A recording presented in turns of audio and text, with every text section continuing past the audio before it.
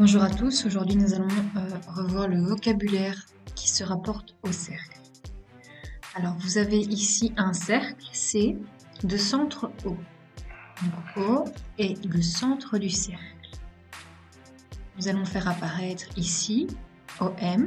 OM est un rayon du cercle. Donc c'est le segment de droite qui joint le centre du cercle à un point du cercle. Le rayon reste constant, peu importe où il se situe dans le cercle. Ensuite, nous avons ici représenté AB. AB est un diamètre du cercle.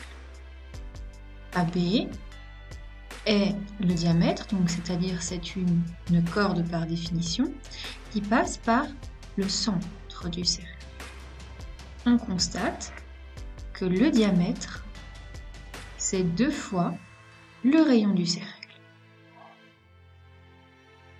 Nous allons maintenant faire apparaître une corde. Une corde, c'est un segment ici qui joint 2 points distincts du cercle. Alors tout à l'heure j'ai dit que AB était un diamètre du cercle et que c'était aussi une corde. En effet, le diamètre du cercle est une corde particulière. C'est une corde qui passe par le centre du cercle. On constate ici que AB et que EF, dans cette position-ci, sont tous les deux diamètres du cercle. Le diamètre est en réalité la corde la plus longue que l'on peut trouver dans un cercle. Cette corde ici permet de mettre en évidence autre chose, c'est ce petit morceau de cercle, cette petite portion de cercle qu'on appellera un arc de cercle. Ici, on constate LK. LK est un arc de cercle. C'est une partie du cercle.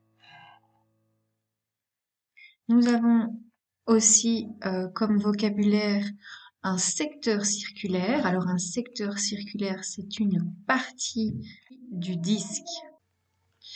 Et le nom que l'on donne au cercle quand il est plein, c'est un disque. Donc ici, en mathématiques, on va distinguer le cercle du disque. Donc le cercle, c'est uniquement le contour. Le disque, c'est le contour et aussi tout ce qu'il y a à l'intérieur.